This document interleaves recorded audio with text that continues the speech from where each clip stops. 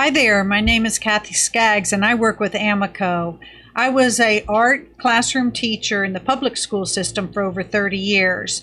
And I want to show you some things on the Amoco website that I think that you're really going to like and that will help you in your classroom. So to get started, just go to amoco.com and go straight to the Amoco website. Scroll down and you'll find the distance learning page and open that up. On that page, you'll find many resources that are available to you, especially during these unusual times. One of them is No Kiln, No Problem. So this is a claymation assignment that you can use with your students. If clay is limited or if you're not firing, this is a great one for the students to work on. Another one is Brent Wheel TLC. This gives you a series of videos that are going to help you maintain and use your potter's wheel. Next is Layer Like a Pro. This will show you some examples of layered glazes, and on the left you'll see some options to select a bottom and a top glaze, and it'll show you some examples of those glaze combinations. And last but not least, Become a Kiln Master. This is a must-see video for students and teachers, and it covers everything from loading a kiln to what happens in a kiln when you fire. It is an excellent resource for the firing basics. If you scroll a little further down, there's Amoco Classroom, which we're not going to get into too in depth in this video. There'll be a separate video. It's great for middle school and high school programs, and it's a total curriculum that'll walk you through a semester or a year of teaching ceramics. Next one is lesson plans. There's many lesson plans already loaded for you on the website. All you have to do is click them, scroll down. Sometimes there's a small video with it, but they all have step-by-step instructions of how to do every process. Another option that you have is called Clay How-Tos. And in Clay How-Tos, it just gives you different processes and techniques of working in clay, but all of them can be worked into a project, just like this one that talks about sgraffito and mishima. It's an excellent one and very easy to work into any project that you're doing.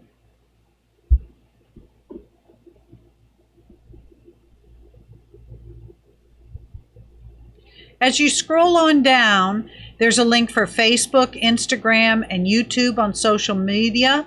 And last but not least, these additional resources. There is a huge amount of information on this single page. Everything from Facebook groups to ceramic artists that students can research and check out, YouTube artists, artist grants, funding, and community support, more educators' resources, and some other information that's on the very bottom of the page. By going to distance learning resources, I think you'll find there'll be something for everyone, and hopefully it'll help you in your classroom this year. Hi, and welcome to Amoco Classroom. My name is Kathy Skaggs, and I taught in the public school system art for over 30 years. And I'm here to show you some free online curriculum that Amoco has posted on their website. I think you'll really find it something that you can use. So let's get started. Type in amoco.com to go to the regular Amoco website. Once there, scroll down and you'll see a banner for Amoco Classroom. We're going to go through all the information located in Amoco Classroom. There's Ceramics 1 and 2 curriculum, information about kilns, clay recycling, facts, how to store clay, all the information that you're going to need to know to teach clay. At the top, you'll see some menus, one for Ceramics 1 curriculum, Ceramics 2 curriculum, Kiln Basics, which is everything you need to know about loading and firing your kiln, and more. Resources, clay storage, recycling, kiln firing logs. We're going to unpack all of this and see how you can use this in your classroom. First, we're going to go to resources, because that's a really great place to start.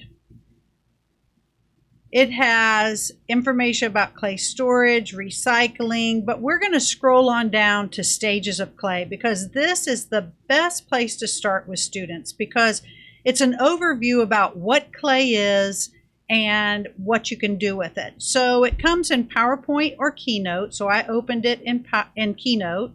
You download it to your computer and you'll find the presentation there, and you can add and subtract on that, from that presentation as you need to.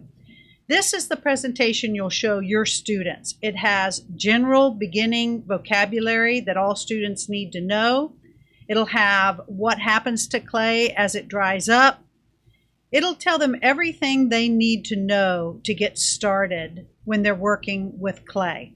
There's notes for you. If you're experienced, you may not need them, but if you do need them, there's no audio, so you're the one that provides the information.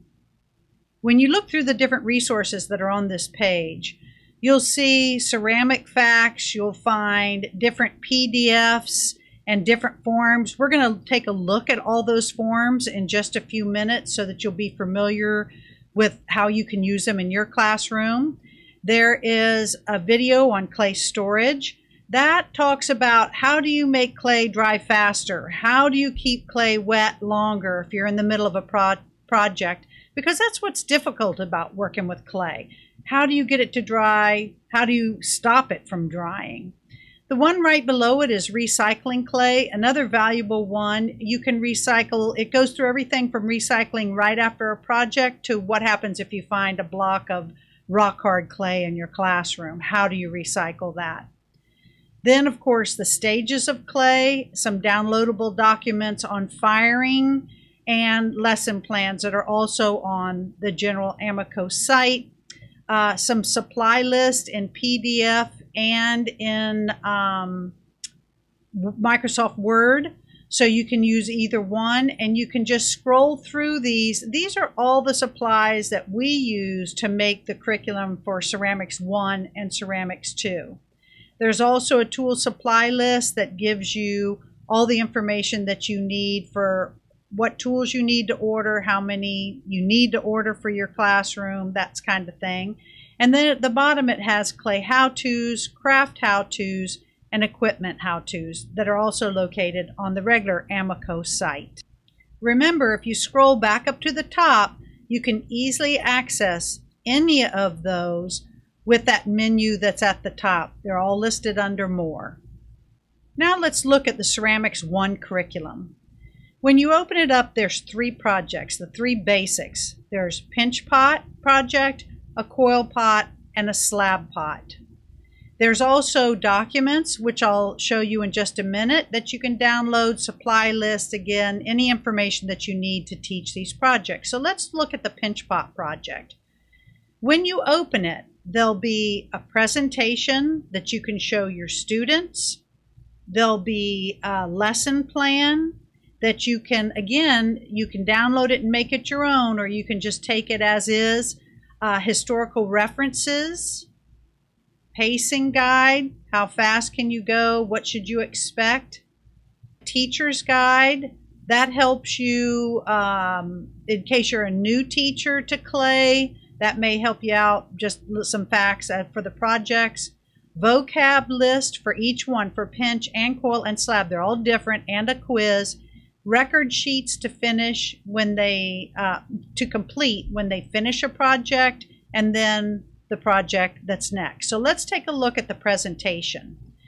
Again, you can open it in Keynote or PowerPoint, and this is the presentation you will show your students, and you will do the audio. So there's notes in there for you.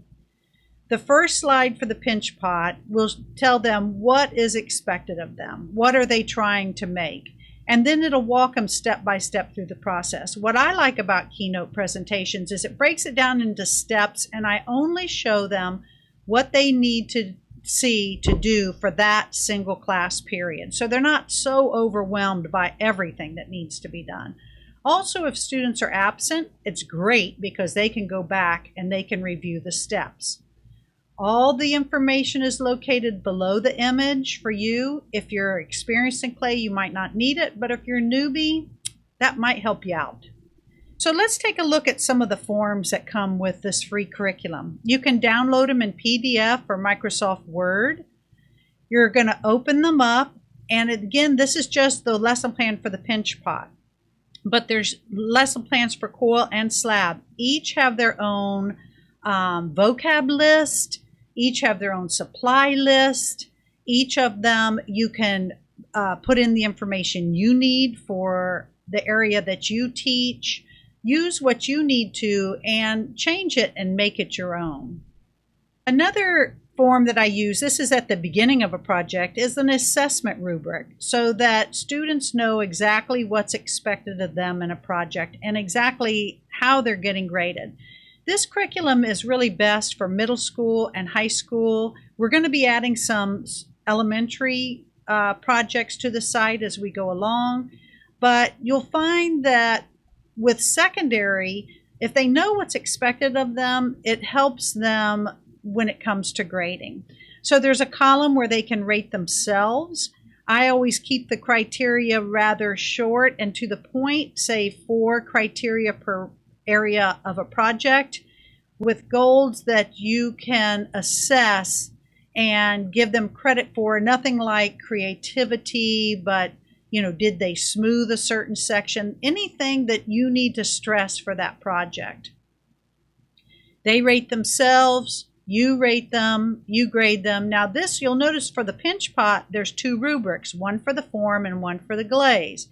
That way you're not giving them one jumbo grade at the end. They get one for the form, one for the glaze, or you could do one for the form, one for the additions, attachments, and one for the glaze.